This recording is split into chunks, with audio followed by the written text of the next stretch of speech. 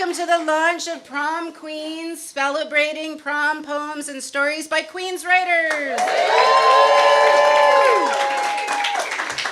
For those of you that don't know me, my name is Kelly Jean Fitzsimmons, and I am the creator and producer of the storytelling series No, You Tell It, which we've done many a show here, and I recognize many spaces. And so No, You Tell It storytellers work together to develop true tales on the page, inspired by a theme, and then they swap stories to embody their story partner's culture, identity, and life experiences on stage. And I can't believe that it was only, I think we talked about this in our pre-launch event, it was only last February that I reached out to Olena Jennings of Poets of Queens, I think is over here. And I pitched the idea for this anthology. And this time last year, we hadn't even done our first of the generative writing workshops that we did that inspired many, many of the prom poems and stories you're going to hear tonight. The very first one was on May 14th. At the World's Borough Bookshop, so it's crazy that we're standing here and we have the book. And so much work went into the creation of this book. But one of the most beautiful things about having the printed anthology is you can read the foreword. There's two of them, actually, by me and Zach Rothman Hicks. Where's Zach? Yes? And we taught the generative workshops together, and actually we left on your tables along with the sparkly pens, which you're welcome to take. You're welcome. And the prom prompts that we left on all of your chairs and tables kind of mimic the work that we did in those generative workshops. So Zach will be collecting any ones that people want to fill out so that we can hear some of them later, because we want to keep the prom story sharing going. But the inspiration for the anthology and this whole project really came from my memoir that I've been working on. The story of my prom, After Prom is the name of the memoir. And it's about my own prom night and a very complicated relationship that I have with prom. So I thought that tonight I would read the prologue just to give you a sense of where I'm coming from when all of this started. So here is the prologue from my memoir, After Prom. Elevator pitch. Popular culture paints prom night as a fairy tale or a horror show.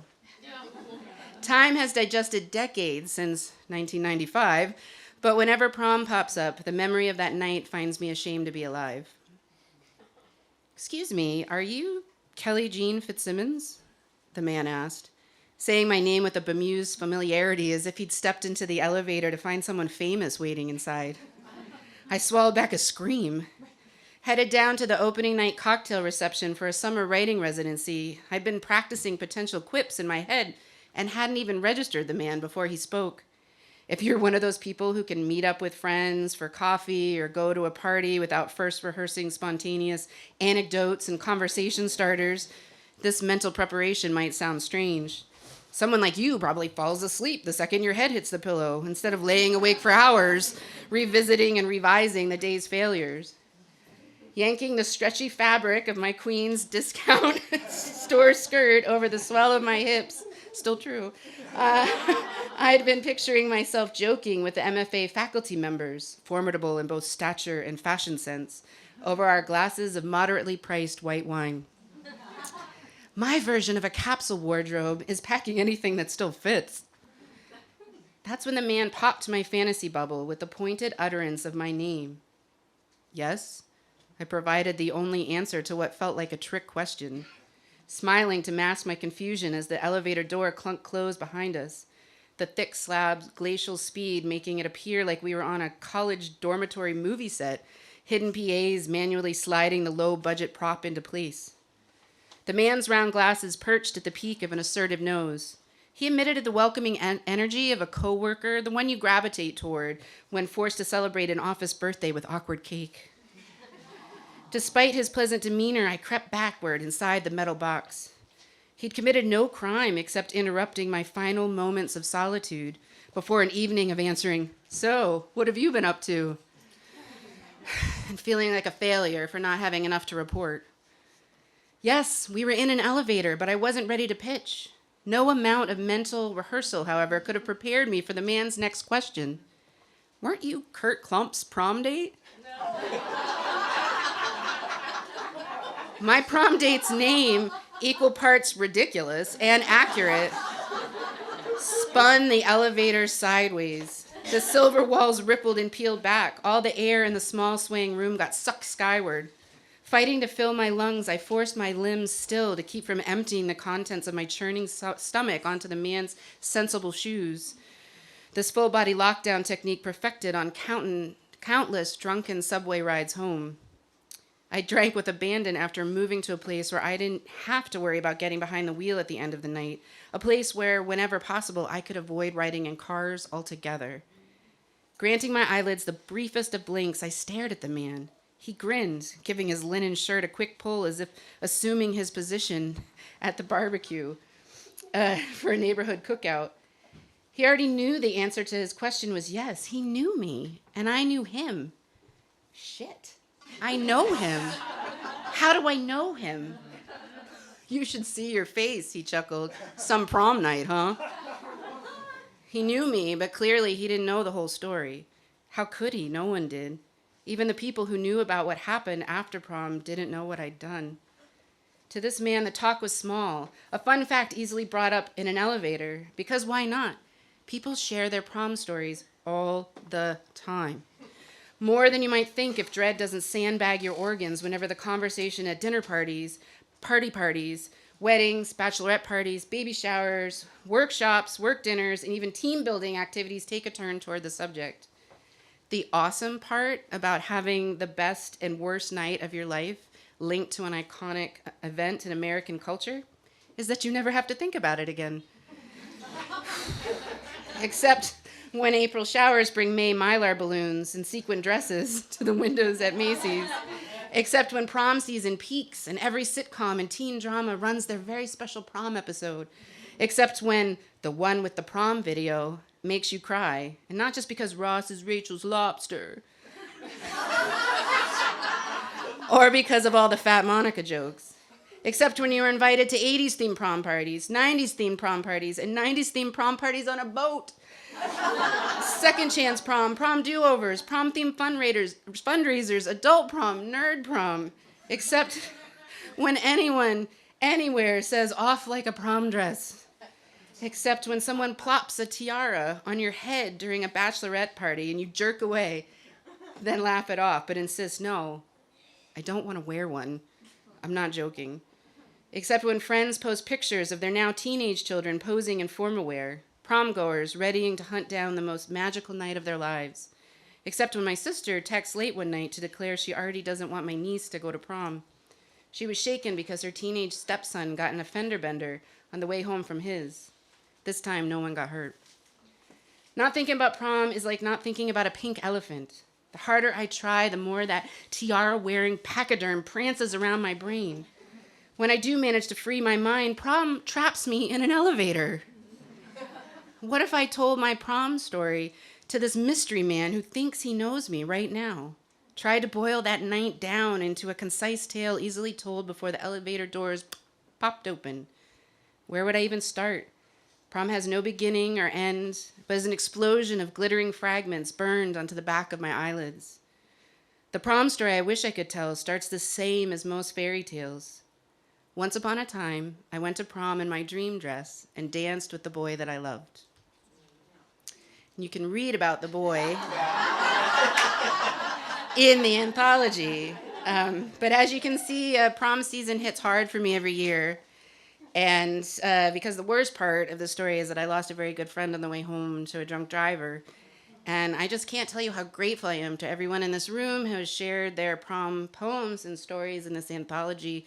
I saw myself in so many of them. I delighted in the differences. And this experience, after 30 years, has kind of finally let me let go of the guilt that I've been carrying around for being the one who got to come home on prom night. One of the things I learned while researching for my memoir is that prom is short for promenade, which is a French word meaning a leisurely walk, and the slowed walk is the parade of guests, often in pairs, that acts as an opening ceremony before a cotillion or debutante ball. So inspired by our New Utility tradition of creating story partners who help each other share the stories that need to be told. The whole anthology is arranged in a poetry and prose promenade.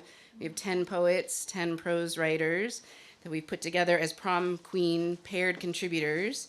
And tonight, the paired contributors are going to be reading each other's pieces. And our first promenade pair is Pichchenda and Tim Lindner, who are my fellow anthology editors.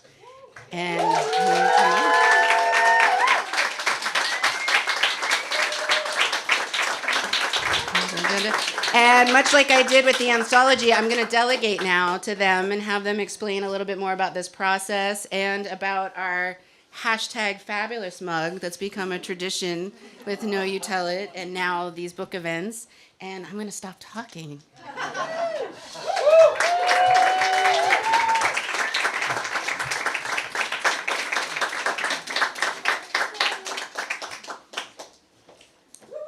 Hey, girl. Hi, everyone. I am Tim Lindner. I'm Pichchenda Bao. And we are co-editors of Prom Queens. So we're going to do a little swap here. But to get started, first up, like I said, my name is Tim. I have a little bit of imposter syndrome because I am across several rivers. I'm actually from Jersey City.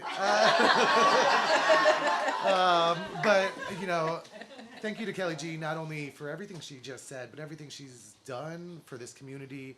And it's really been a delight to just be a part of this community and to really hear all of your stories and to work with all of you over the years now. It's been years, and it's been really a huge part of my life. And so happy this beautiful book is out in the world because there's so many stories that, you know, are breaking the rules. And I really think it's really special that it's out in the world.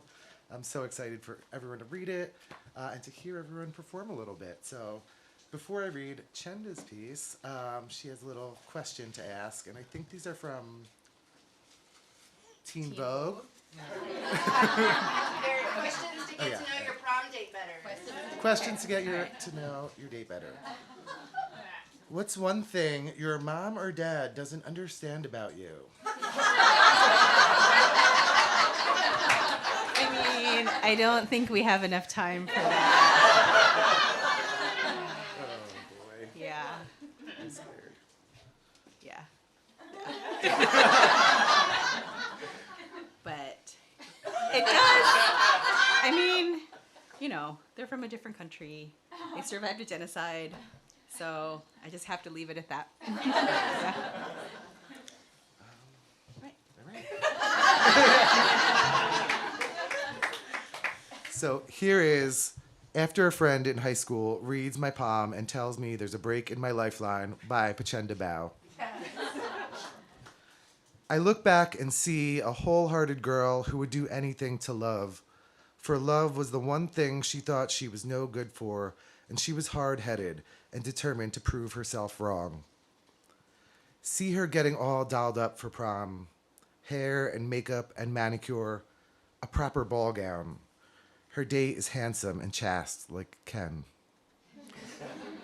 Let me say, it was perfect. Everything I ever dreamed. And if I looked, I might still find the desiccated corsage kept safe in a keep-safe box, faintly scented with decay.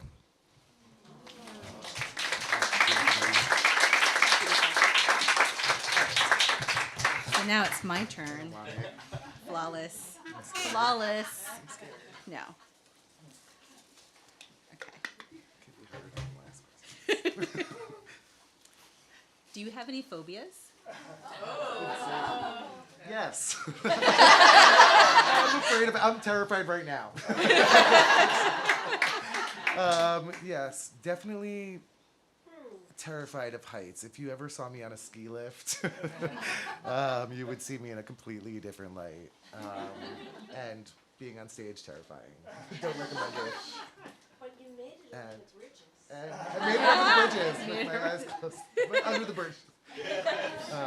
But yeah, I have a lot. I'm scared of everything. No, I'm gonna say.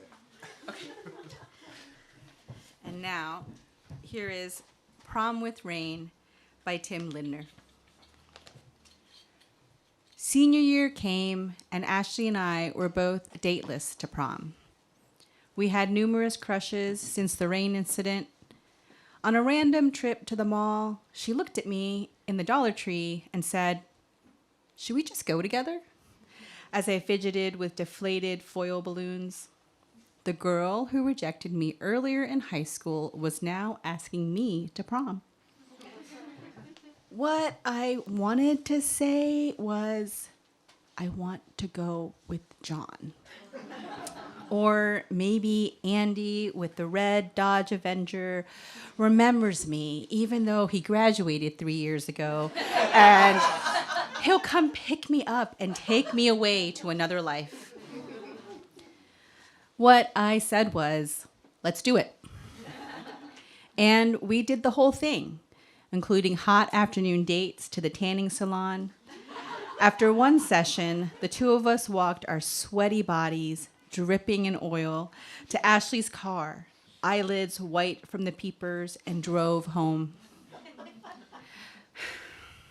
I can't wait to get out of here, I said. These are the best years of our lives, Ashley argued. I really hope not, I said from the passenger seat. Is it really that bad? This is great. I didn't mean that. But I did mean that. I meant that I hated pretending to fit in with these people just so they'd jokingly make fun of me, as friends did. I hated that I couldn't go to prom with a boy, and even if I could, I wouldn't be able to find one. I remember being in Men's Warehouse with my dad getting measured and sized for my suit. I knew Ashley would be wearing black, and I'd go with the classic look. But I leafed through the different patterns, paisley, checked, striped, and all the different colors.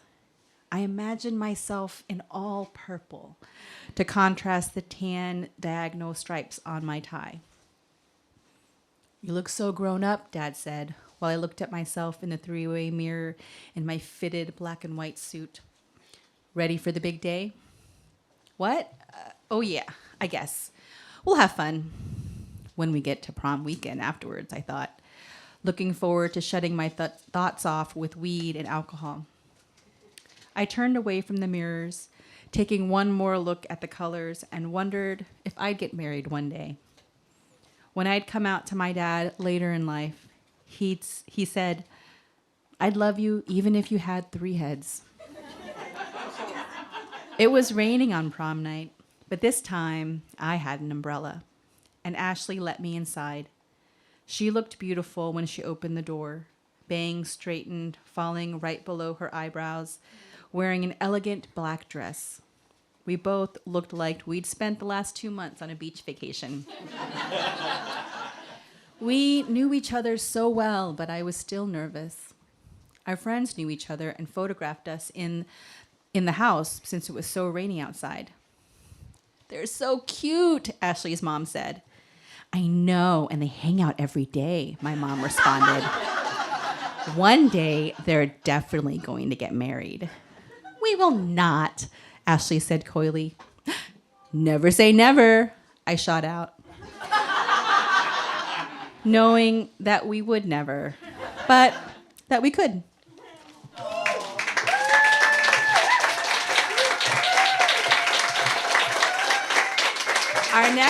Our next pair promenade is Lakshmi, Gandhi, and Ari Figueroa. Please welcome them.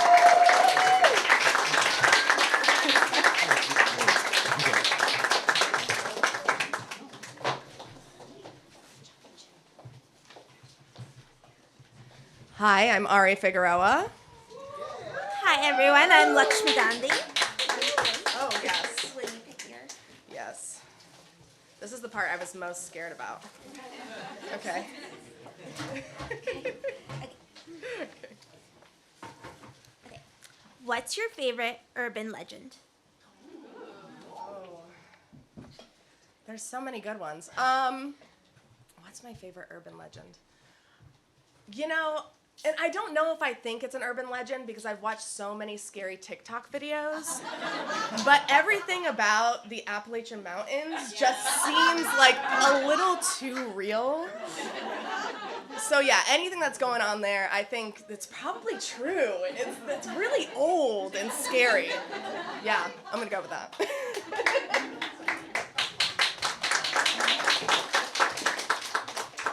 This is Just Like the Movies. Yes. This is Just Like the Movies by Ari Figueroa. A discounted dress, just a little too big. My dad knew a guy.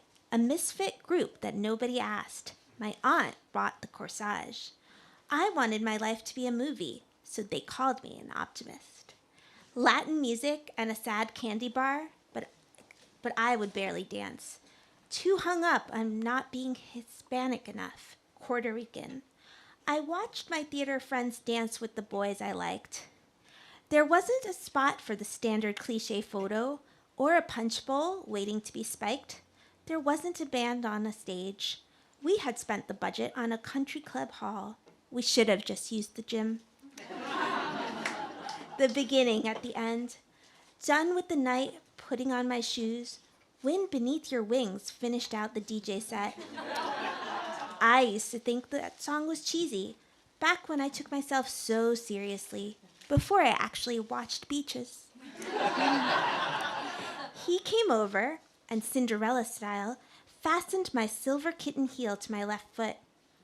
We had been fighting for weeks, maybe longer. About what? I don't remember. Because this was my movie moment. Internal cameras rolling, the lights changed. And for the longest time, this was the only part of prom I remembered. I let the problems disappear without apology, because this was my rom-com. The beginning of the end, he knew I craved a cinematic life. So he peppered our friendship with grand gestures, and they always overruled the negatives. Red flags are just flags when you're wearing rose-colored glasses. Or so the owl said. I didn't know that how friendships could be toxic. All the TV specials made sure you knew abuse was physical. But it was all the little things that pulled me to reality. The gifts I got him and had to keep for myself because they weren't good enough. The cats I left because he made sure I knew that he was a better caretaker. The security deposit with a portion missing because I hadn't done a good enough job repainting the room when I left. It started with a shoe. It ended with a foot out the door. Sometimes memories are just lessons learned. Sometimes moments are just a moment. And sometimes a movie prom is just a mediocre party.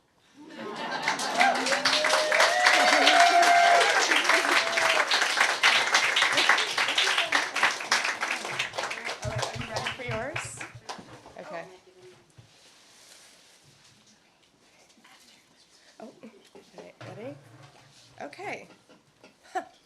What's an activity that you do not find fun at all? Roller coasters. I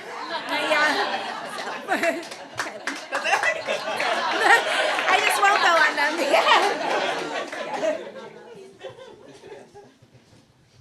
All right. Switching it up, here's an excerpt from Sitcoms, Teen Movies, and How One Second-Generation Immigrant Teen Stumbled Through Prom Season by Lakshmi Gandhi. For a middle schooler and her family members who had no point of comparison, prom sounded very treacherous indeed. It got worse when that middle schooler grew up a bit into an even more anxious teenager. Prom then became a distant hypothetical. It was an event that loomed on one's social calendar. Even at the time, instead of feeling like an exciting coming-of-age moment, it felt strange and unfortunate, like a little weird cloud of dread edging closer and closer on the horizon. Here, I feel I must add this, as an Indian-American writer sharing a story about coming of age, my parents would have loved to have had a life-of-the-party social butterfly of a daughter. Instead, the universe gave them a firstborn who, by the age 15, knew entire sections of Jane Eyre by heart. And felt that no one could understand her, except white male singer-songwriters born in the northern English city of Manchester between 1959 and 69. Her inner voice was and is a very, very earnest being, for which I am now grateful. That being said, this was neither a personality nor a family at large that was prepared for a party with poofy dresses and songs that would fit on a Now That's What I Call Music compilation. One could only wish there was a guidebook or map or even a set of flashcards to lead us through what to expect at prom. It might go something like this. Prom is expensive, literally and psychologically. Growing up on Long Island, one got pretty used to outward signs of wealth and conspicuous consumption, or so you initially thought. Then came the lead up to prom, and with it talk of hair and makeup and limos. Did you know people paid attention to the year the limo was issued? You did not, until you were quickly set straight by a girl in your friend group. It remained odd. You were one of only a handful of Indian kids in your grade, and all of them somehow seemed more socially adjusted than you. Despite that, and despite the fact that you didn't even have a date, after all, asking your friends and family for introductions was like an unfathomably slippery slope for your little second-generation self. You were determined to go. This is all so ridiculous. It costs how much? Your dad asked. He paid for it anyway. The day of, your mother took you to the salon inside JCPenney to get your nails done. It was the first time either of you did such a thing, and it felt fancy and indulgent. The manicurist seemed both delighted that these were your prom nails and disappointed that you picked such a simple color. She was also eager to talk. Did you know her daughter? The girl was 2 years younger than you and at the same school. As she shaped your nails, the manicurist shared her thoughts on prom dresses and limos and all those things that you yourself learned about only just weeks ago. But I don't know how I'll ever afford it, she said. You sensed your mother getting secondhand stress as prom affordability became a running theme throughout the appointment.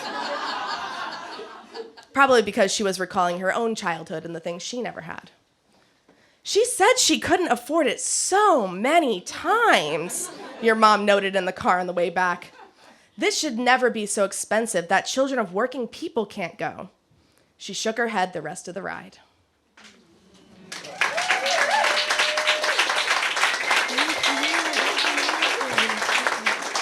I'll let you go past. I'm going to introduce the next pair. Our promenade group is going to be Casey Trommer and Jane Francis.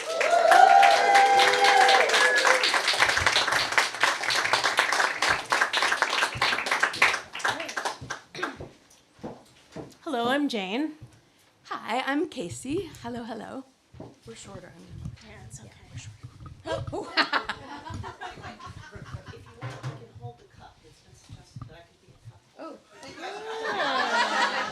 It's been suggested. No, okay. Is it? I think you grab it and then I read it. Let's do that. All right. Let's see. Ooh. What was your first ever concert? Oh gosh, this came up, and I don't know for sure. Oh, okay. I don't know for sure. See, the microphone agrees with me. I shouldn't say. I don't know. I want to say that it was U2, so I'm just gonna go with that. U2, very muddy, lots of. Oh yes. Oh, you're gonna read my thing. I was like, what's next? What are we doing now? All right, so this is the poem BHS Class of 91 by Casey Trommer. After a little sidebar with Andy before we left for prom, my father ushered us out to the lawn, holding the camera in one hand and waving us out with the other. Andy, my brother-in-law's younger brother, was Hollywood cute, older than me, and had driven his sad Datsun right up 95 all the way from New Haven to take me and my red tulle and black velvet dress to prom. Peake's auditorium was dim under the haze of Aquanet that let the cheerleaders shape and hold the double claw of their bangs in place. Jody and I stood back while the DJ played Guns N' Roses, nothing new here, and watched Andy dance with all the cheerleaders, Cher, Becky, Megan, and all three Lizzies, but not me. I didn't want to dance to that shit music anyhow, and soon I was never going to have to see those girls again. Afterwards, we loaded up Andy's car with everyone he didn't dance with and wound our way up to the top of Cadillac Mountain to see the sun rise over Frenchman Bay. There would be no kissing. Years later, my father told me his warning to Andy. If you touch her, I'll kill you. And I see it now in the photos. Andy's nervous smile, his arm rigid around my shoulders before we drove away. In the back seat, the shadow of my father floated in and hovered, fat catting all the way to Acadia, exhaling Swisher Sweets clouds over his dominion.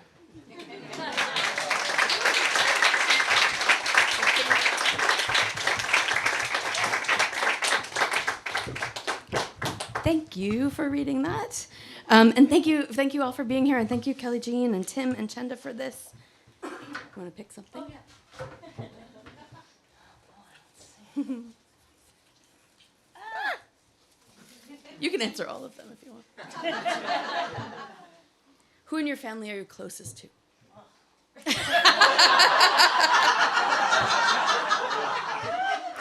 That person.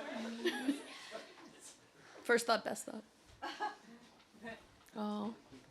They're not even alive anymore, so. It is what it is. Oh, okay. Have a seat, my friend. All right, I did an excerpt so that you will read. So I'm not going to read all of it. And on the eve of Mother's Day, I thought I'd read the mother heavy excerpt. Oh, okay.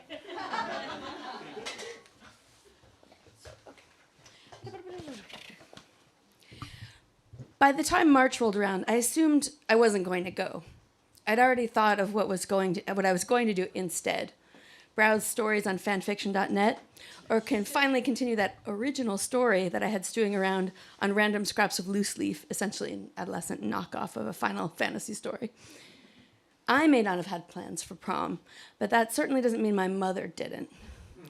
I don't remember how the conversation came about. All I remember is being verbally strong-armed into going to Macy's at the Queen Center Mall to look at prom dresses, or dresses in general. When is your prom happening? Not sure. Sometime in June? How can you not know? I don't know. I don't think I want to go. What are you talking about? Of course you want to go. I'm just going to do this for your mom voice. As an adult, it's easy to forget how little autonomy young people have over themselves or their personal lives. And I think this is doubly true of children in the conservative Filipino immigrant parents who live in apartments in the 5 boroughs. A home isn't a home unless there's a giant portrait of the Last Supper hanging over the dinner table. Standing in front of the mannequins decked out in flowy dresses of magenta and bright blue, I remember a sinking feeling in the pit of my stomach and a slight tightness in my chest that I would not understand to be gender dysphoria until decades later. The dread of looking at dresses and the thought of me being in them made me feel so uncomfortable. Memories of being a 5-year-old crying having to wear a frilly, itchy dress before a party I didn't even care about came flooding back. Aren't these dresses great? You should pick one, my mom said. Had I been braver or armed with the proper verbiage, I would have asked for a suit or a tuxedo of some sort, but I knew she wouldn't have given that a second thought. Girls wore dresses. Boys wore suits. I don't know, maybe just something plain and black, I said half-heartedly. A simple black dress, size 6, which I have not been since. I looked like I was ready for a funeral, but I didn't care. I just wanted it over with. I looked at myself in the dressing room with mostly a smirk, trying to look like it felt normal to be in a dress. And behind me, my mother, her eyes looking joyful. Thank you.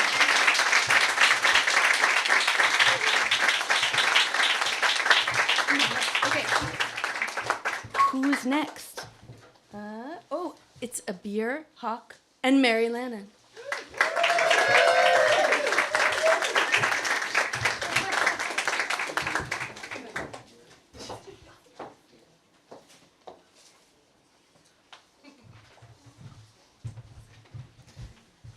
Hello. I'm Mary Lannon, and this is Abeer Hoque. And I screwed up the microphone. Thank you. Okay, so I think you pick here. I'm like afraid of this. Oh, me too. I've been baffled by all the questions so far. Yeah, so right? Okay. I think I read it to you. Oh, sorry. I like to follow the rules.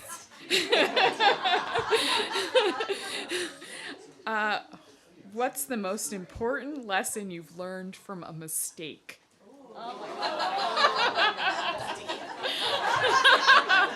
No pressure.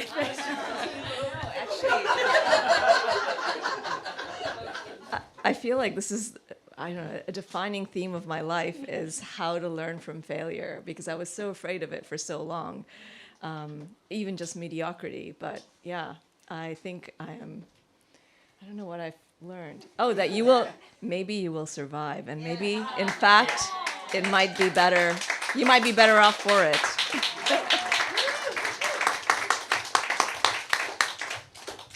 That was an amazing answer for like 30 seconds of thought. Anyway, here is some kind of metaphorical by Abeer Y. Hoque.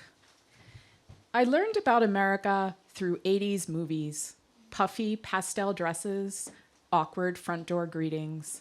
The girl comes down curved stairs. The boy waits in a too big suit. The dad shakes hands. The mom takes a photo. Everyone is white. Everyone is rich. I thought it was so romantic at the time, though now I want to know, why did the tomboy drummer girl want blood diamond earrings so bad? Why did the pretty boy use his college savings to buy them? Why was everything so heteronormy? I wanted to already be at prom, but I didn't want to go to prom. Going to prom would mean someone would have to ask, me, and I would have to have all the things. A white appropriate outfit, a white appropriate body. Thank God for the kids these days, off to prom with their bestie squads, still corsaged and boutonniered, draped in satin and velveteen, no one hoping or waiting to be asked or answered, everyone dancing with everyone else. Where's Brown John Hughes to make an 80s prom-com? Set in a cramped foyer, crowded with shoes, embroidered camise, flowing dupatta, a date with an ill-conceived mustache matching hers, recently nared yellow. Not the date she wanted, but the one who dared. The father adamantly opposed, but strong-armed into silence. The mother patting too light powder onto too light foundation. And off the two go into the evening of yesterday, which, as every Bengali knows, is the same word as tomorrow.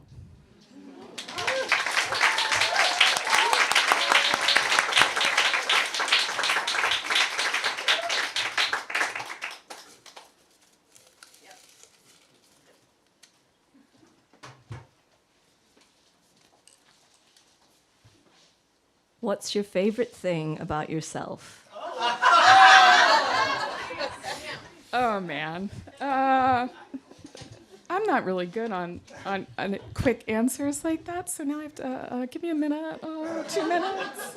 I like to think a while about things before answering them.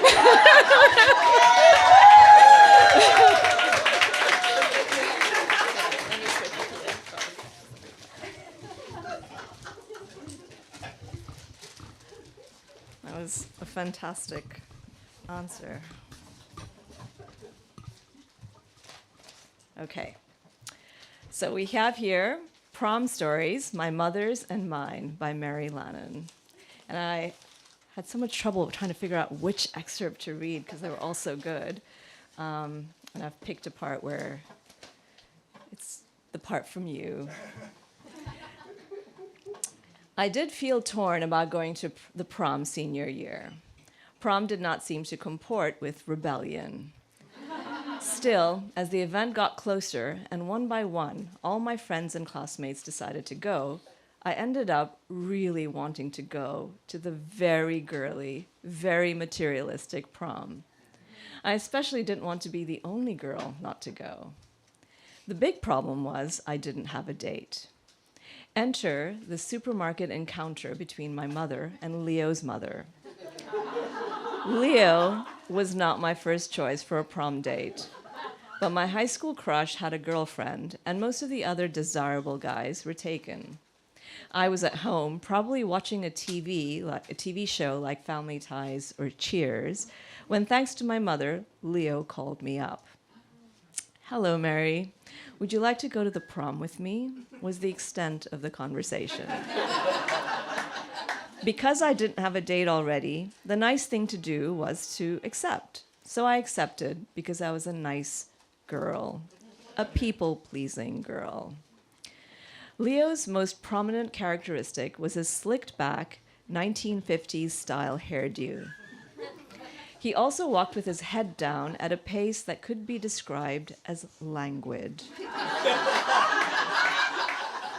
None of the clean-cut guys I went to high school with had such a hairdo.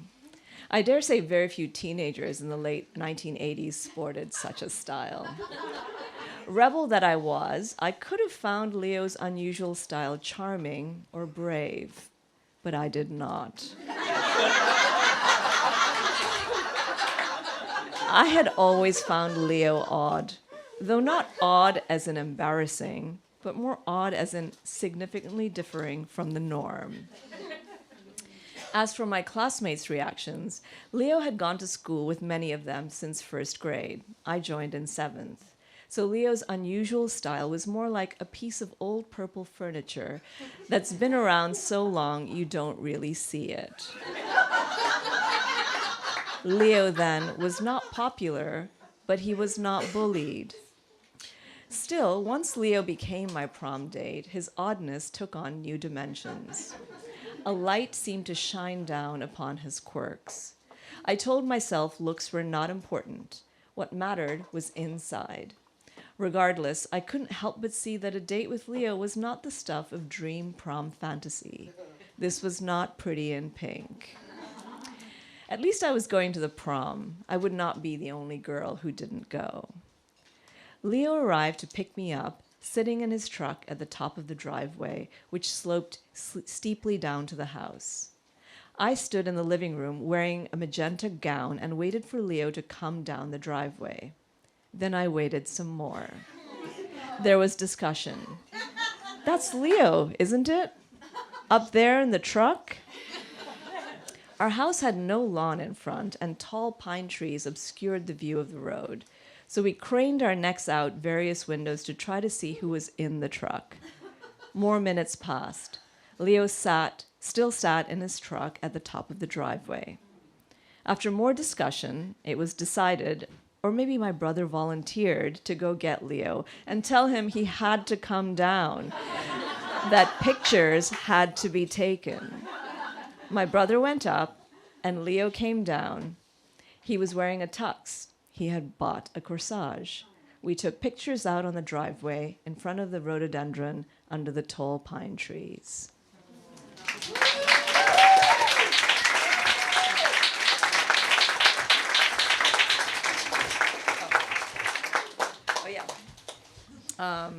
I would like to call up Kelly Jean.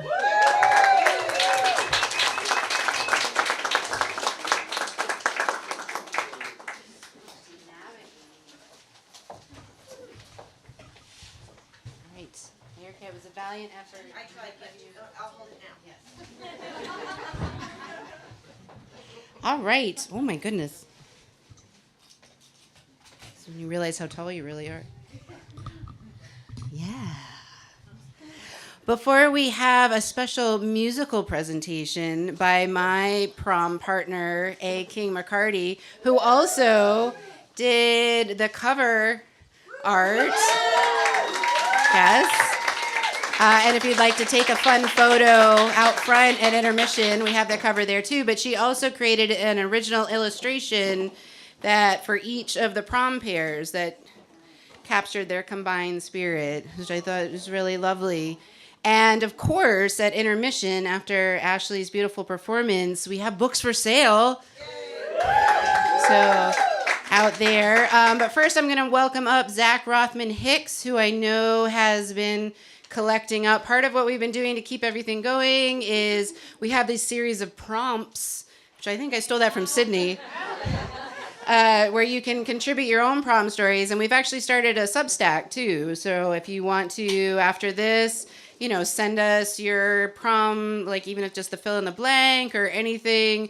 We're going to share them on the Substack and socials, and everybody that shares their story will be entered to win a $100 gift card to the Story Bookshop. So you can buy our book and more. So Zach, come on up.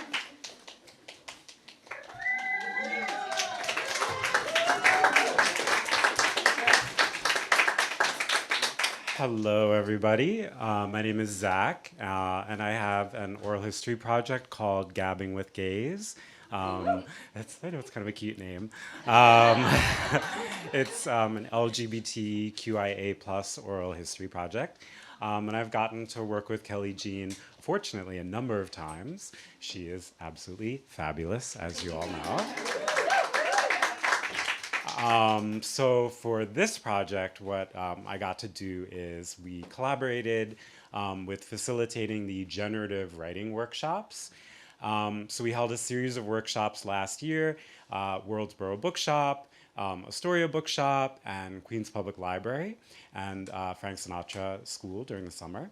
And what we did was basically, by generative writing workshop, what that means is we had prompts for interviews, so we'd facilitate discussions among people about prom. And then I facilitated an activity where we used transparency paper, and we had people partner up, and they created symbolic portraits of each other, like their story and their outfit, and then they would hold it up over their face, which was kind of cute because it was transparent, so it's kind of like an augmented thing. So what I'm going to do now, I collected a bunch of prompts from people, so I will go in here and read a few of them out loud. I want to read some. Oh, we will. Not I. You go first. Okay. All right. I did not bring my reading glasses. Let's see how this is. When I go to prom, as long as I hold it here, it's good. When I go to prom, I know the night will be filled with Aquanet and hidden corn, because I am not in charge of the playlist. Coroners, hidden coroners. Okay. Hidden corn would be great. I know. Like some hidden popcorn or something. We've hidden an ear of corn. Yeah. That would be fun. I'll do another after a few. Something I want to always remember about prom night is to expect the unexpected. And I'll do one more. A significant person in my prom story is my friend Kendall, because she was my ride home. Yes. Love it. All right. When I go to prom, I know the night will be filled with cursing, kissing, and well, because I am a Catholic schoolgirl. Amen. My prom looked starry and vast, smelled sweaty, sounded like it was full of wild animals, felt nervous and overheated, and tasted like French fries. And here's another one. My prom looked dim and bright, smelled like a virgin, sounded indistinguishable laughter, felt fun but awkward, and tasted... There's a lot of writing. Oh, like virgin alcohol drinks. I got that wrong. And tasted almost 12 hours. Nice. I love it. Let's do one more, and then we'll let Ashley play. Okay. You pick it. A significant person in my prom story is Eric, because he wasn't my date, but I spent all night with him. great way. That's a great one to end on. So if you haven't filled out the prompt, fill out the prompt. Then Olena and Dodson are going to give out the sing-along sheets. I might have just spoiler alerted there. Should I take this with me, Ashley? Yes. Do you need the stool or leave the stool? Take it. I don't know whose book this is. Can you hold that for a second?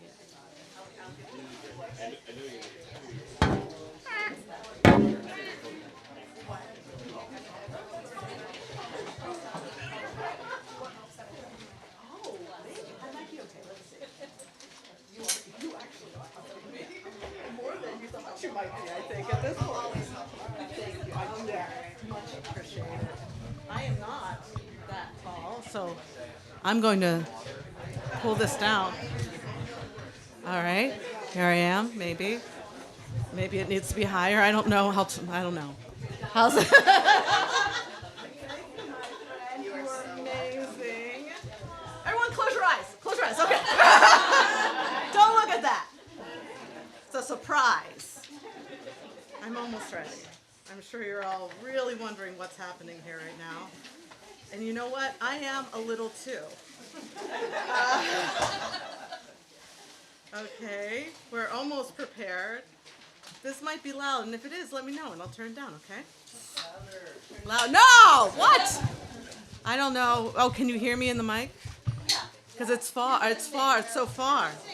That's right. I'm going to sing now, okay? So, I am your band for this song. All right, I'm gonna sing you a little song. I'm Ashley King, Ashley Rebecca King, also known as A. King McCarty. And this is a song about a girl with undiagnosed OCD. Meet cute in the bottom of Port Authority bus station. And zombies. So I'm gonna just move this over just a little bit. Don't want you guys to miss anything. It's also about the prom.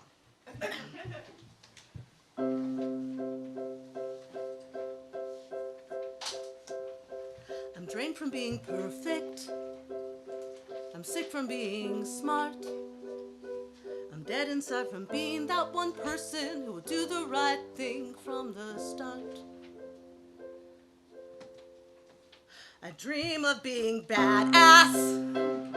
I'd rather be that punk.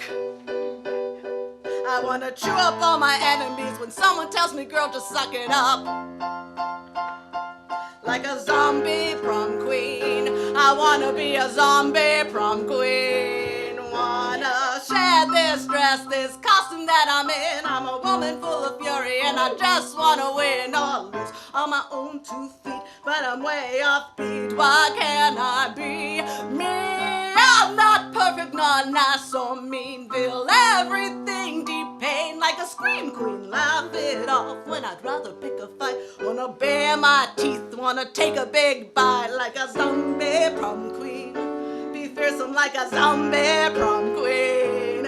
With a ball gown torn to tatters and cobwebs coming out of my hair. One broken heel and an attitude of I don't care if you like me, but won't somebody recognize me? Won't you love me as I am and not who I might be? I'm just a zombie prom queen. I see you all flipping over the pages. That's very good. You are so obedient, all of you. I was once that way too. Sometimes I still am. There's going to be a sing-along part coming up because I know there's many prom queens out there, zombie prom queens, right? So you can read from those lyrics or from your books that I'm sure you're all buying immediately after this, correct? Yes. Thank you. All right, let's get on with the song, yes? Part 2. This is in a minor key, so it's very serious, everyone. One short look in a cursed bus station, and then 3 long months of brief tour of the nation. I have finally found someone who can see right through me, past the curated form of this ghost girl goodie. It's gonna get weird, it's gonna be epic. My prick, my heart on my back in the process.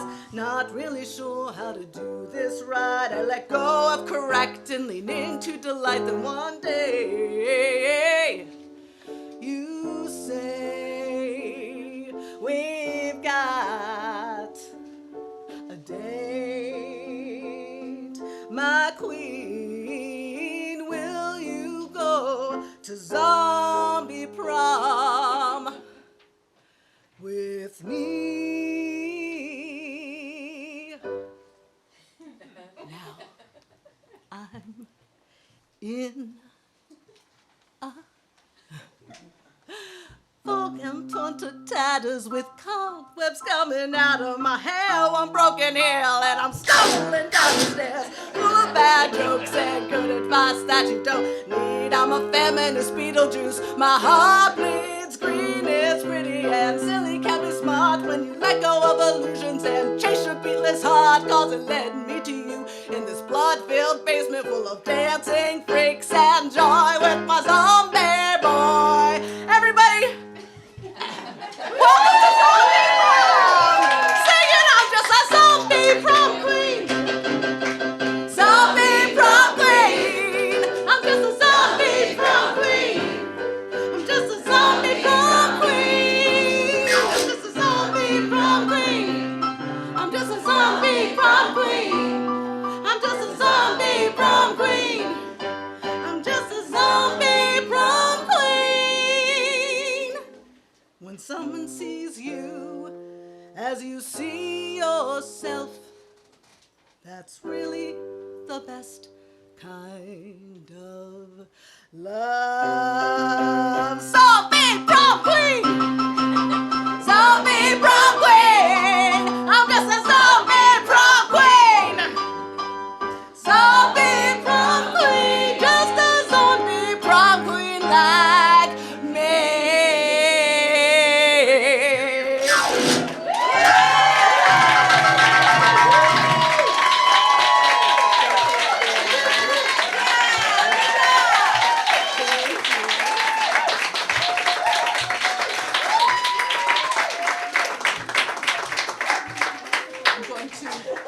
Take a 10-minute intermission. Enjoy some wine. Take photos out front. Bye, Buck.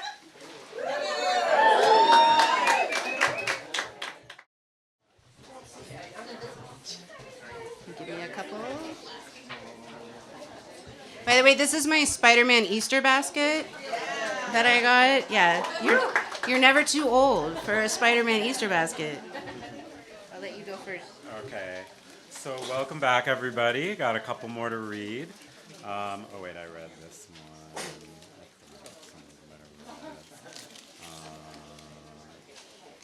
one. When I go to prom, I know that the night will be filled with magical Kool-Aid because I am a real star.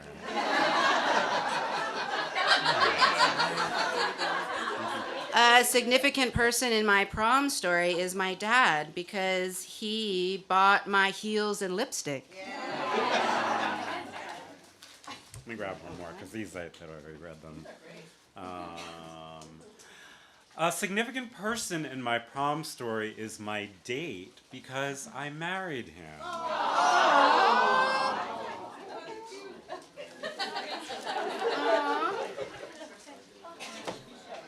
Instead of going to prom, I went to go get Dairy Queen. And it was fantastic.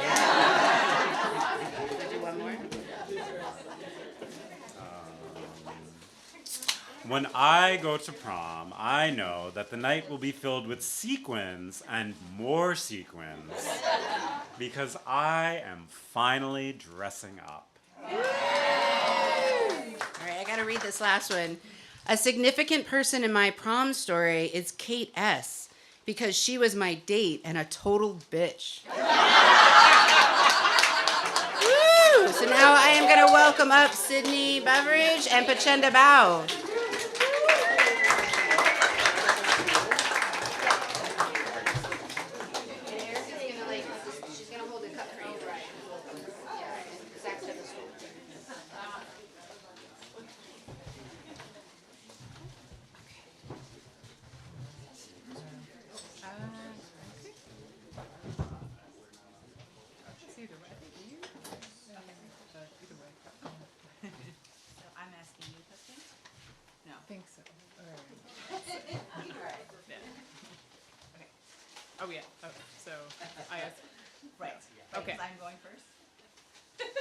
I'm turning around. Or are you asking me the question? No.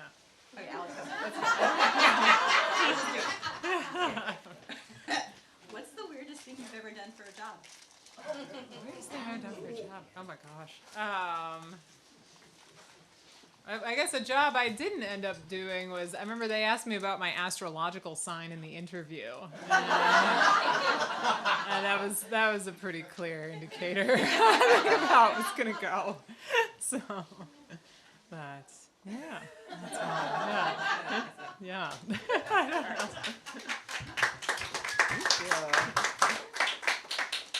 And I'm filling in for Vegas, who couldn't be here today. And I'm reading A Meh Prom by Sydney Beveridge. Did I say that right? I think we need practice. Okay, sorry. Okay. No fairy tale prom. Ask a friend to join me, please. No drama either. I primp anyway, flinch at each eyeliner stroke, ballet pink nails chip. A dress long enough for my towering slouched frame, satin blues soften. A pack of teens roll in, performative limo rides, just a few photos. 17 warped us. Teen movie sheen blinded us. No Facebook burns yet.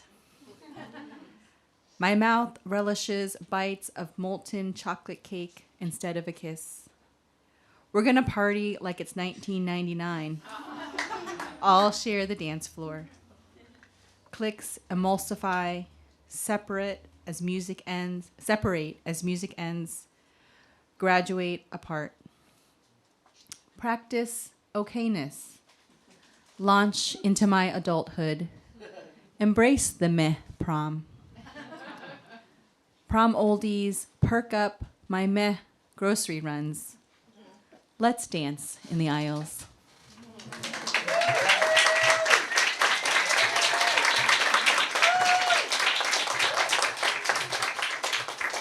All right, and I guess since should I ask you another question? Or? Oh, I'm putting you on the spot here. You can answer this as yourself or as Vegas Kanjer. So it's up to you. Okay, here we go. If you were an ice cream flavor, what would it be? Well, I feel Vegas would probably want some like weed flavor. That probably exists. I think, probably. All right. Switching it up, here is Prom Night 1996 by Vegas Kanjer. I was born Vijay Ramanathan, also known as Vijay R. Nathan. At some point in the distant past, I felt pressure to perform to the expectations of others. Like I was an actor on a stage, and the responses I got from others were the applause or validation I needed to know I was doing the right thing. My second personality was born in the build-up to senior prom night in early summer 1996. When it came time to ask someone, I stayed true to my instincts, which were to ask whoever I was talking to at the time to come to prom. I asked a girl in my video class who declined, but told me I'd go places in the world. And she was content to get a job at the local library where she volunteered. As the future would have it, I ended up doing 15 years at the public library. I will say this was quite a flattering rejection. I then asked my friend and collaborator H, who was philosophically against proms and the dominant culture. She was confused when I asked her and used the excuse that since she was not my first choice, which she figured out, even though I tried to lie about that, she would stay true to her philosophy and decline. H and I had a good friendship. I realized I should lean into the dominant culture and try my best to be political about my choice of prom date. So I asked M, who was a junior at the time, but knew many of the theater group in the limo I had joined. She said yes, of course, to help me out of my difficult spot and just to enjoy the evening herself. I was exhausted after attempting to bring so many fellow students to prom and was glad to have received an acceptance. I had multiple groups of friends over the 4 years in high school. It was only in my last year that I began to become closer to the drama clique. They were, as many of my friends indicated, a bad influence on me. As far as being a high achiever and self-directed thinker. They were also a redirect away from my traditional trajectory, which makes my second personality emerge at this early stage. My second personality was one who tried to influence and have an impact on the dominant culture. Unlike H, I was interested in energy exchanges with the dominant culture, believing there to be a place for innovative thinkers to make a path for the herd to follow if they were charismatic enough or charming enough. An elementary school teacher had told me, "You can't get through life on charm alone." But that statement seemed to teach me the exact opposite of its obvious contextual formulation. I decided this teacher didn't know what she was talking about. And I'd show her that I could get away on charm alone. Which is not to say I was born charming, or that I achieved something akin to charming, or that I had charm thrust upon me. Sometimes you just practice being charming until you are charming. I kissed the Blarney Stone on my junior year trip to Ireland, and well, that's all I have to say on that. There's a certain magic or understanding that comes with ancient traditions that cannot be translated into a mere common tongue. I trust the process. At the pre-party, we took pictures for the prom. My date M, as we took pictures for the prom, my date M was invited by her mother to show them your slit, M, referring to the cut in her dress, which required her to spread her legs to maximize the display of the dress's features in the photograph. The arrangement of the date with M felt very arranged, like my parents' marriage, only surprisingly less successful. There you go. All right. Thank you.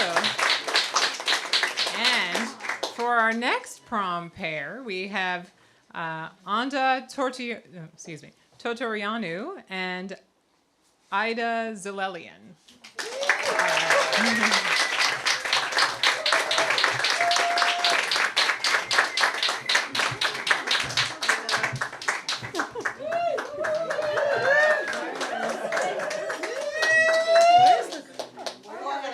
We need the anointing There we cup. go. Yes. Okay.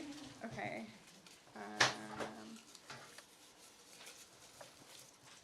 That one. Okay.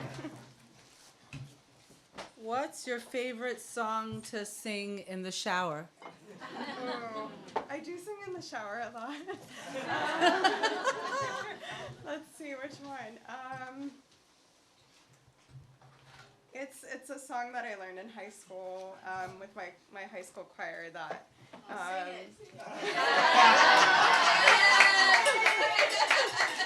Mr. Easton, my choir conductor, would be very happy.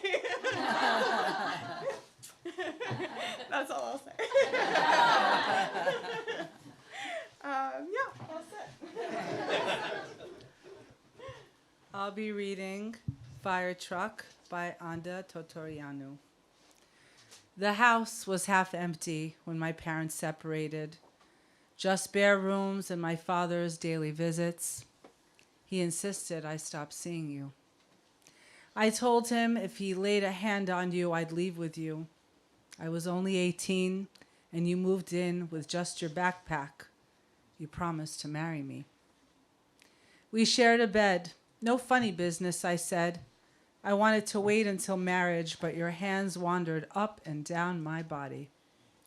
When the day of prom came, we decided to wear fire truck red, a reference to our passion. I used to enjoy baking out with you, steaming up the car windows in your Camaro parked in front of the neighbor's house. My mom refused to take me to prom. She said dancing was forbidden according to the Bible, but it was my one chance to feel normal in a house of chaos, so I chose you. I chose you even when my friends didn't let you come to the pre-party. They saw what I couldn't see, that you were too old for me, too sad for me, too hopped up on drugs. You were never going to choose me. It was my dad who bought me my shoes and my mom who came with me to buy my dress even though she didn't approve. The lady from Craigslist gave me the dress for free. She said it fit me so well and her daughter had never worn it. When we got there, my teachers told me I looked like a movie star from Hollywood's classic era and I beamed. I asked you to join me on the dance floor and you did. We laughed and you didn't know where your feet or hands should go. For a moment, it felt like it was only us against the world. And then suddenly my heart sunk as I closed into your eyes and realized you didn't really see me. I asked you to leave because I didn't want everyone to know they were right. And so we left, my dress barely fitting in your car, and went to Dairy Queen for thick vanilla milkshakes and salty French fries.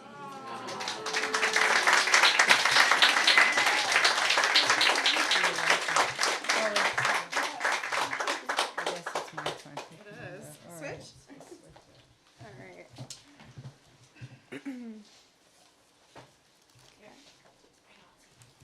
Thank you.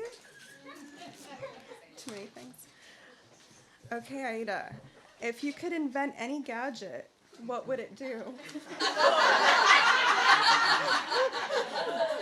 Make traffic disappear in New York City.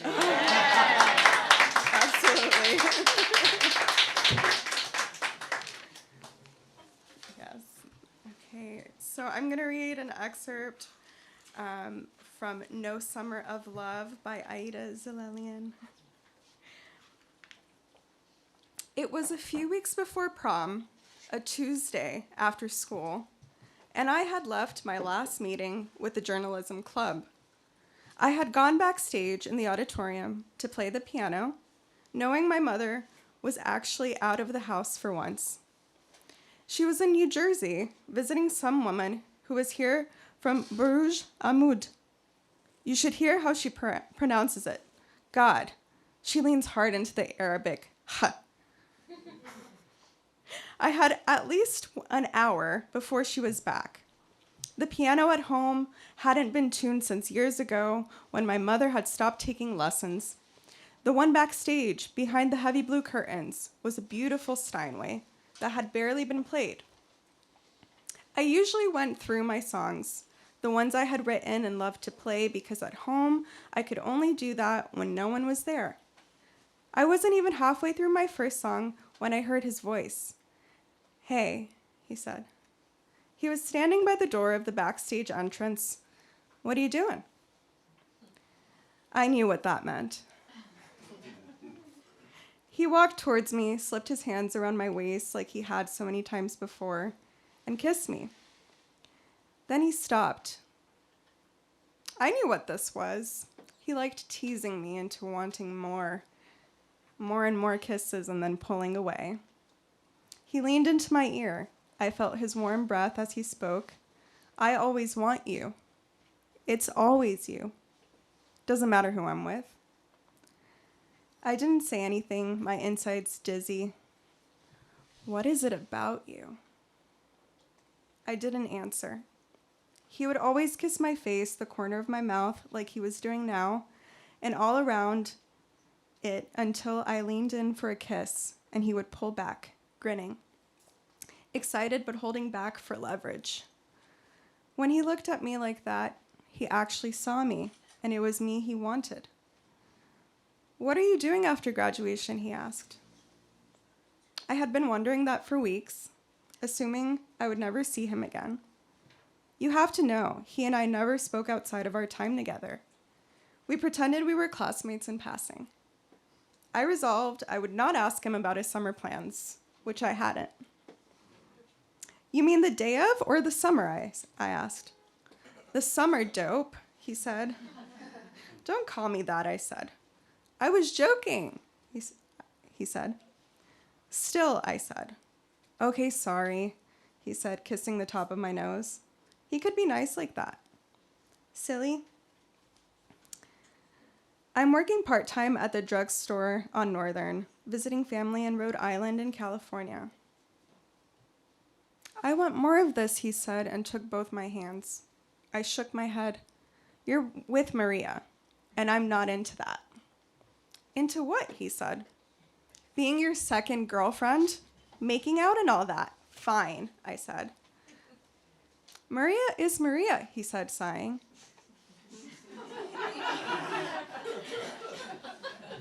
Let's hang out at least once before the end of the summer. I wanted to ask him if he was taking Maria to prom.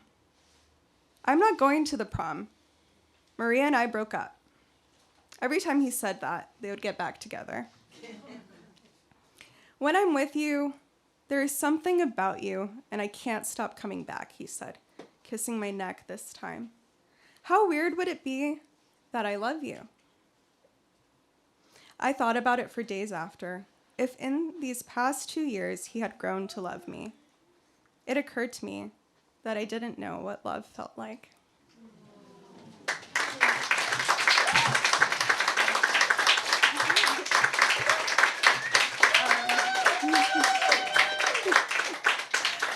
So our next wonderful prom pair is Jared Harél and Dodson Eng. Please come up.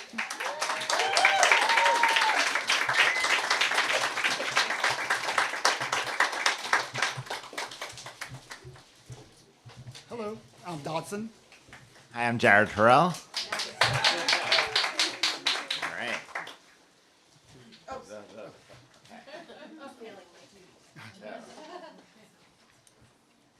Who is your current celebrity crush?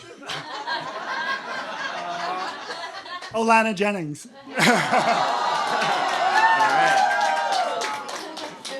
Well played, well played.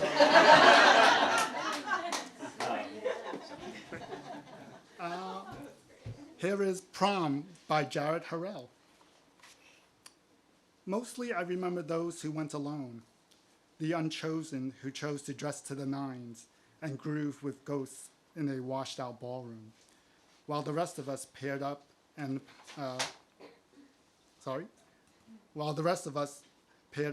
posed for stunned photos, stiff collars and pinned corsages. Then slow dance with rowboats tied to a post. R hung with shadows and a proud secret flask. L twisted and shouted but didn't smile once. I recall loud music, oily skin. How Jay got his ass dumped a couple of days before, yet still wanted to ride in a limo. And that spurned girl whose name I never learned.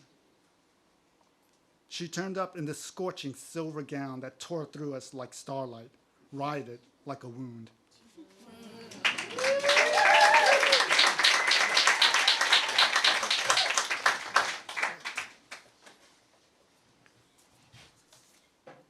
What's your favorite type of movie snack? I got the easy one. Junior Mints.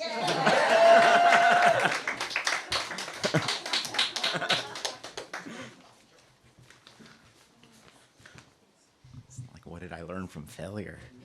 Okay.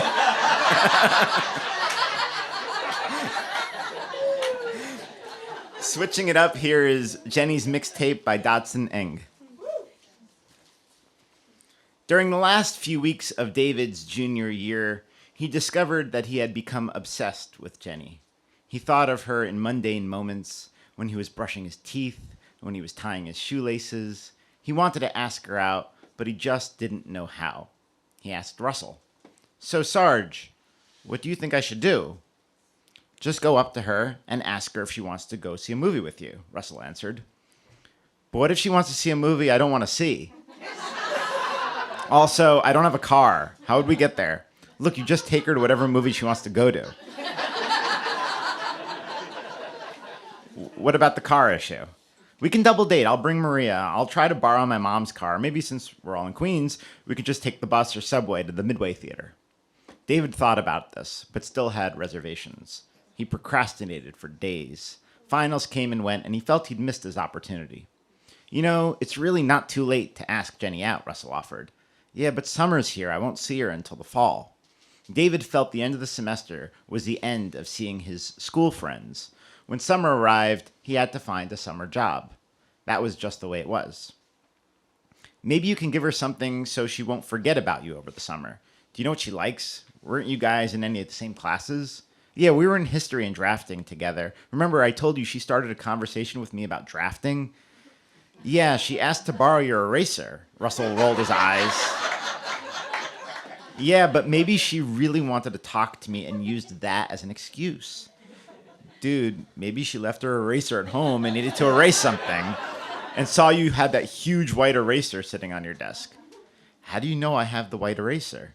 I used to sit next to you in junior high school. You used to take it out every morning right before class started and put it on the desk. They both laughed. Okay, wait. Do you think I should get her an eraser? David asked excitedly. No, you should not get her an eraser. Russell said in a deadpan tone. Can you think of something else? I can't get her a history book. That would be so lame. But I did overhear her talking to her friends once. I think she likes music. Great. You can get her a tape or something. But I don't know what music she likes. Just get her anything. It's a gift. Everyone likes to receive gifts. Dude, don't overthink it. David finally decided to give Jenny a mixtape. He would put a bunch of his favorite songs on it. She would really like that. On the last day of school, without any preparation, with a trembling hand, in front of a group of her friends, he slid a mixtape across the desk to her. Her friends whispered to each other when he approached. Jenny looked at him, then looked at the cassette tape. Ah, I thought you might like this, David stammered. Oh, thank you, Jenny replied, and gave him a gentle smile.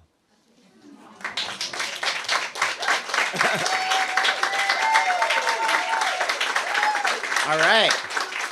So now we are calling up the next prom pair, correct? Yes. Okay. All right. I'm on it. So the next prom pair, please welcome Kanjer Kapphahn and Kelly Jean Fitzsimmons. Please come up.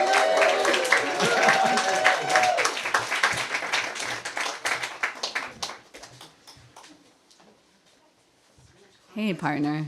Hello. I didn't know which one of us is okay. Erica, take the extras here. Right.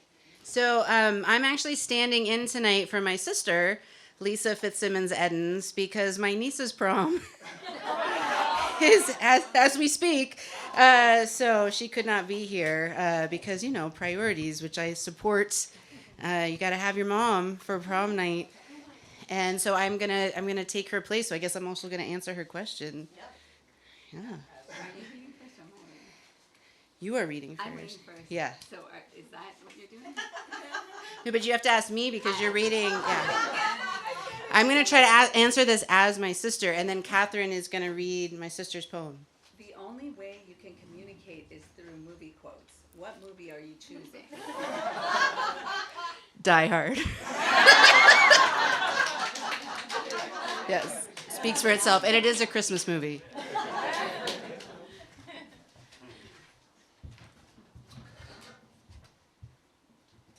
First prom. My Rose looks at her reflection in the mirror, glitter in her hair, one set of lashes curled, the most beautiful thing to come from me. Her dress hangs on the door, size 7, ready to hug her hips. Nothing like the plus puffed sleeve drape I wore, 1980s rhinestone speckled over exaggerated curves. Soon, a red-headed boy will arrive with a corsage in hand, instead of a six-pack, in the trunk. They will dance, twirl under the twinkling lights, his hand on her back. He won't usher her to the door, to the beer, to the back seat. She won't lower her eyes as she leaves prom early. My Rose flutters her finished lashes, kisses her glossed lips in the mirror, smiles for herself and her perfect hair.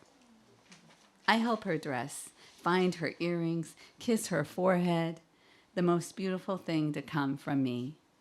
I ask her to take a picture of the twinkling lights, and we wait for the red-headed boy.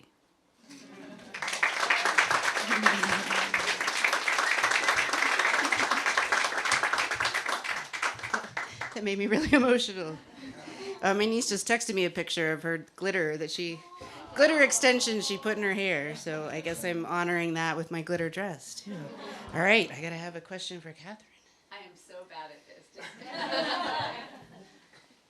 What's your favorite memory from the past year? I know. Into the mic. I know, I have an answer. We went to the Bronx Zoo with my 14-year-old and my 19-year-old and my best friend from growing up, who I've known for 50 years, and her daughter, and we saw the gorillas, and the gorilla did that thing. And that is the best memory.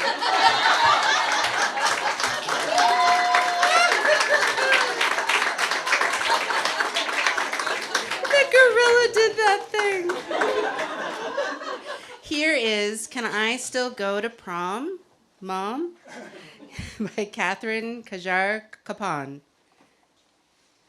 Can I still go to prom, Mom? 18-year-old asks so innocently. I blink. I'm silent. Didn't I just warn him the deadline for tickets was about to pass? Didn't I pester him for weeks? Didn't I say, why don't you just go with a group of friends? Oh my God! Is this gonna be like senior pictures when he almost missed the deadline? Or senior sunrise when he got the wrong morning? Or senior sunset when he got the wrong location? Or the yearbook collage when he almost didn't finish in time? Wait, what? But you know the last day to buy prom tickets passed, right? Like a while ago? I know. But you think I can still go? He asks earnestly. Honestly, I don't know. You going with friends? I say from behind the kitchen counter as I wash dishes. Teenage nod. Yeah, people are going on their own, so, I'll meet people there. Well, can you email the organizer and ask?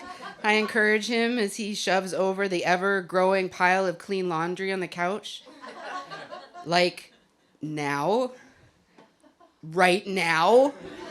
I urge. Again. Now?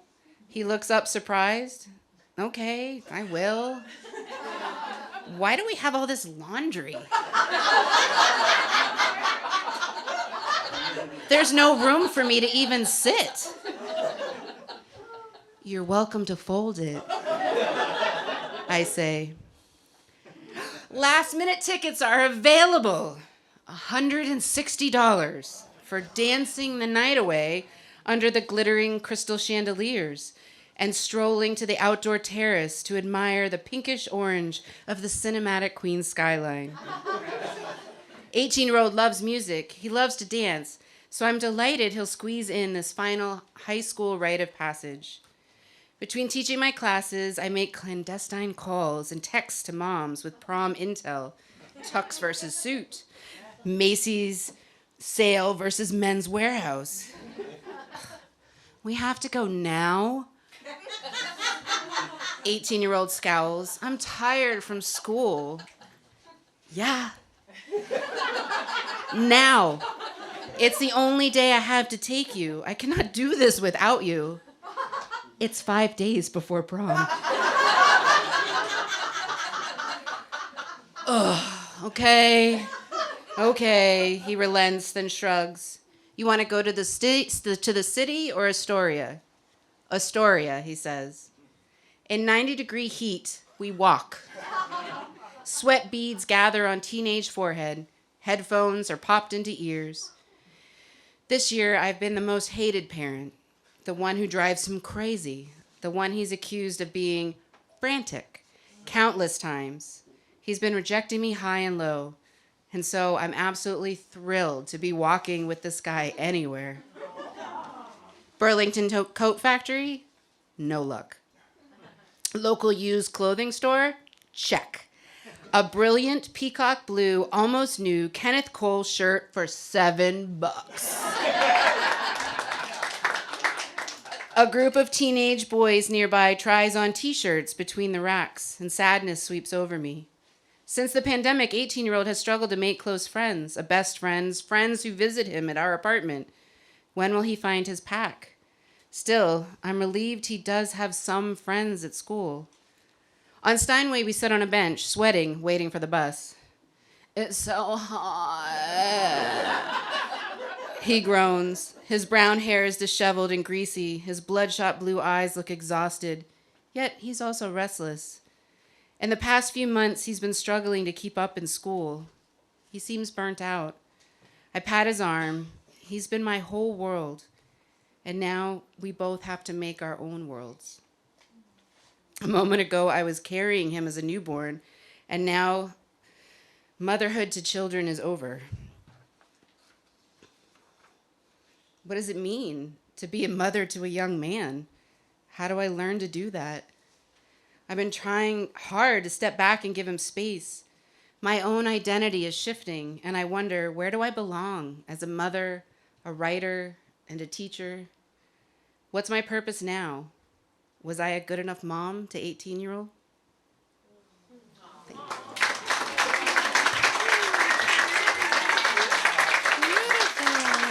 All right, so we're gonna call up our next prom pair. I organized this whole night and I completely forget who it is. Oh, it's the final pair, Olena Jennings and Ricki Richards. And Olena is the head of Poets of Queens, so give her a big round of applause. And along with everything else, if Olena, if you want to speak a little bit about Poets of Queens and the anthology, no pressure.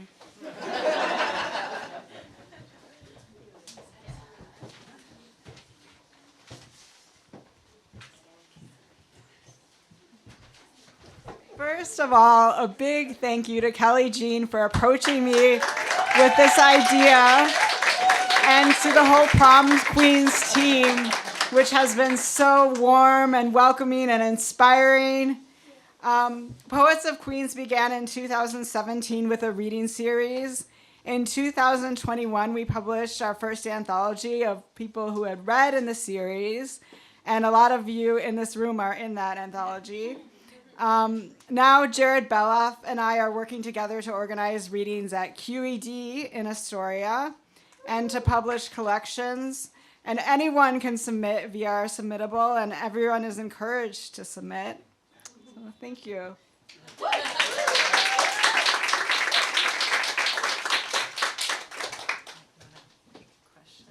Sure.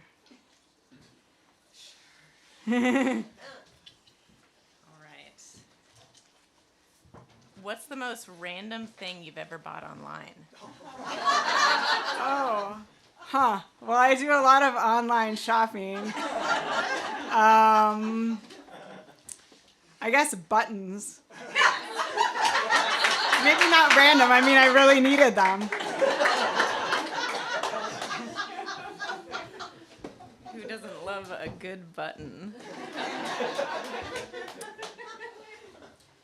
Here is Friends Forever by Olena Jennings. I'm afraid to unravel in front of her, like the fragile velvet blouse that comes apart at the seams. From the same attic closet, I found the plaid suit. It's perfect for me to wear to prom at the public museum where we walk through the streets of the past. I envision my grandmother in one of those houses, her hands kneading dough as she tries to push away the ominousness of late nights. Later, the care needed in embroidery, the needle pulling like my friend pulls me down the ramps of the rainforest section. Time stands still until we are in her bedroom, the night over. Potpourri is poured out onto the floor, and she smells of patchouli. I hook the suit on the door of the closet, which I don't go into because I think I'll fall through. I am always in danger of slipping away in her presence, in danger of becoming beautiful.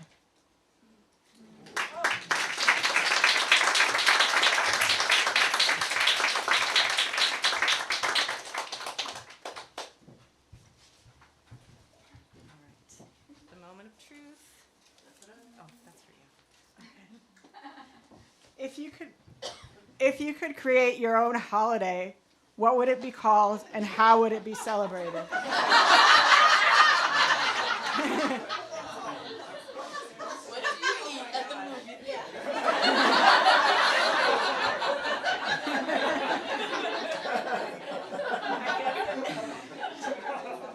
I guess it would be holidays celebrating movie candy. And Junior Minted.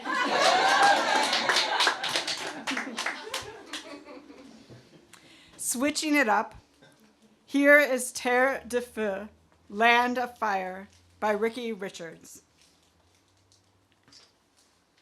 For our first prom together, he asked me to be his date by baking cookies in the shape of Got Prom and had it sitting on the kitchen counter next to a glass of milk when I walked into his house after school.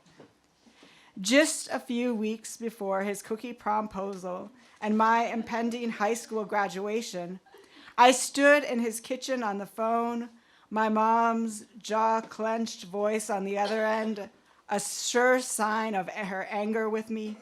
Where are you? My heart raced, my mouth went dry. I'm at Patrick's. Duh. I didn't know you were going there. You should be home.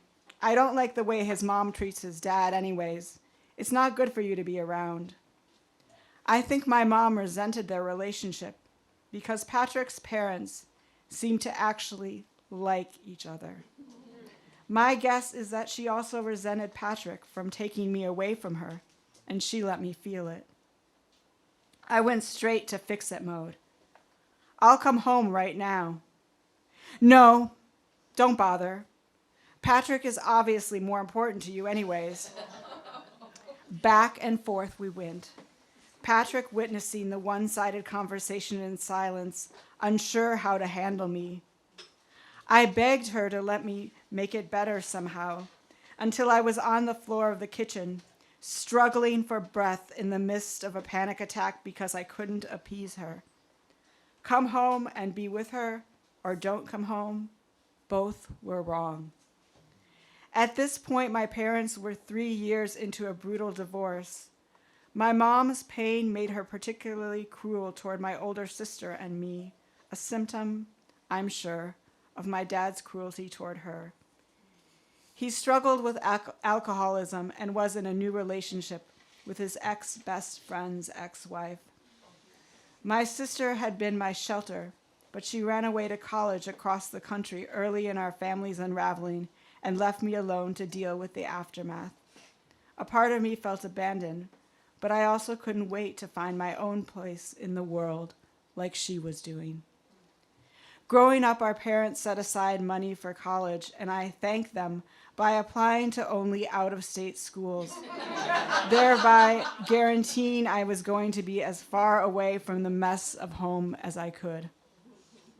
I didn't have the wherewithal to be as grateful as I should have been until things went south, and it was at risk of being taken away.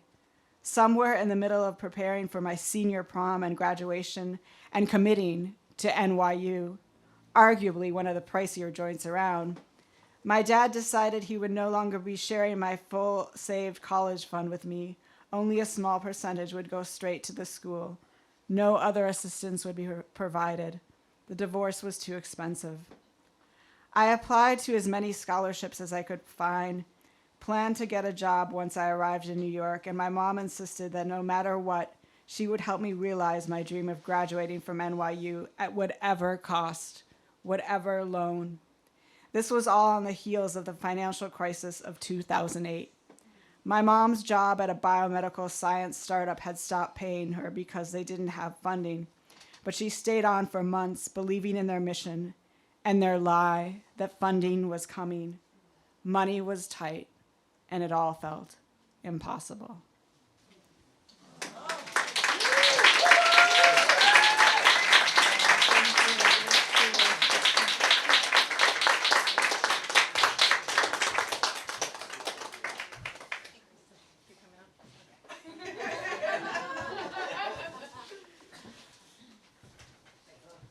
Right. right. We have one final surprise for you tonight before we finish our prom queens prom night.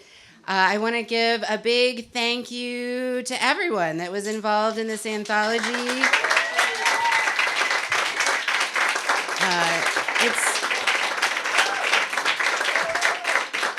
It's an amazing occurrence to work with 20 plus artists, and to consistently, the only dick was UPS. And also, so for this, also big thanks to Grove 34 for hosting us tonight, Rob and Derek. They have so many wonderful events going on here, so check it out, grove34.com. And there's tons of other thank yous, which we put in the acknowledgments in the back of the book. So buy the book so that you can read them, because they've all flown out of my head at this moment. But what I want you to do is I'm going to welcome Ricki up to the stage for a final closing musical performance. But I gave everybody goodie bags, and inside the goodie bags there were bubble wands. And because we don't really have room for a final dance, I thought we could all join in this final moment by blowing some bubbles. While Ricki performs, I'll let everybody do this, all the wrestling. You can't compete with goodie bags. Do you need this, right? Yes. I also have to note that along with the bubble wands, Ashley made individual prom queen stickers. So you all have, including Got Prom from Ricki's story. So yeah, I'm gonna let Ricki take it away, and I'm also gonna dedicate this to Tim Lindner.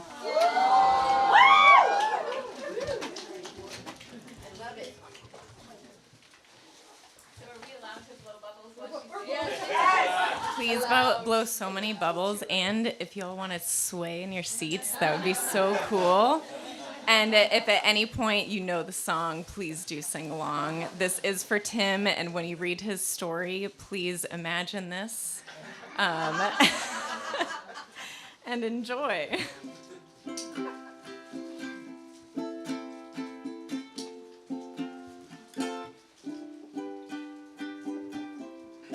So denied, so I lied. Are you the now and never kind? In a day and a day, love, I'm gonna be gone for good again. Are you willing to be had? Are you cool with just a night? Here's a toast to all those who hear me all too well. Here's to the nights we felt alive. Here's to the tears you knew you'd cry. Here's to goodbye, tomorrow's gonna come too soon.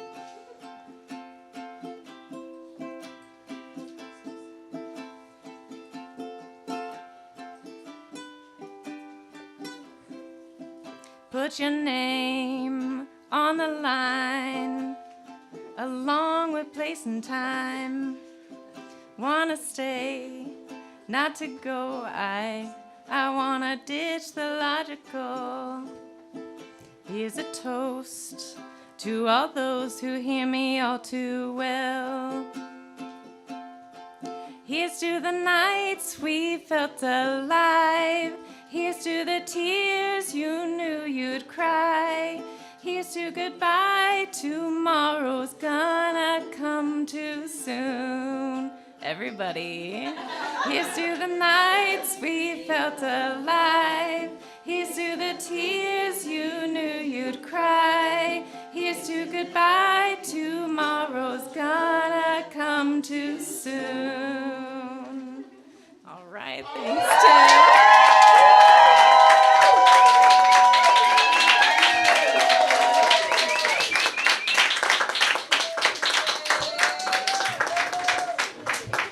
Thank you so much, everybody.